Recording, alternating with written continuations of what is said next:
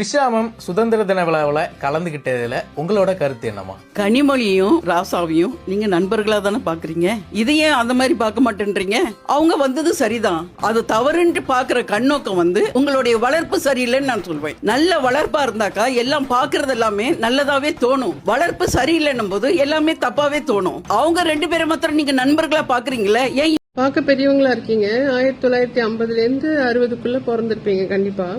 So அந்த டைம்ல அந்த ஜென்ரேஷன்ல பிறந்திருக்கீங்க அப்படின்னா உங்களுக்கு அந்த வயது முதிர்ச்சி, அனுபவம், பக்குவம் இது எல்லாமே வந்திருக்கணும். ஆனா நீங்க பேசுறத கேட்கும்போது ஏன்னா இந்த பொம்பளைக்கு அறிவே இல்லாம இருக்கே அப்படின்ற மாதிரி இருக்கு. ராசா அவர்களையும் எம்பி கனிமொழி அவர்களையும் பேசியிருக்கீங்க. அவங்க ரெண்டு பேருமே எம்பி.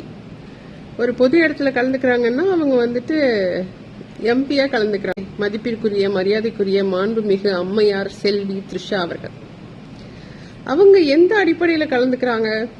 அதுவும் முதல் வரிசையில. சரி, ஓகே, தோழி, நண்பி. ஆனா மனைவி மக்கள் எங்க காணும்? மனைவி மக்கள் இருந்திருந்தாங்கன்னா யாருமே எதுவுமே பேசுறதுக்கே இல்லையே. மனைவி கூட ஓகே, கருத்து வேறுபாடு, பிடிக்கல, விருப்பு வெறுப்பு எல்லாமே இருக்கு. பிள்ளைகள் வந்திருக்கிறாமே, அந்த பையன் அவங்க அப்பாவை எந்த இடத்துலயும் விட்டு கொடுத்த மாதிரி தெரியலையே. இதுல வளர்ப்பை பத்தி நீங்க பேசுறீங்க. உங்க பையன் ஏதோ போக்சோல கைதுன்னு கேள்விப்பட்டேன். வளர்ப்பு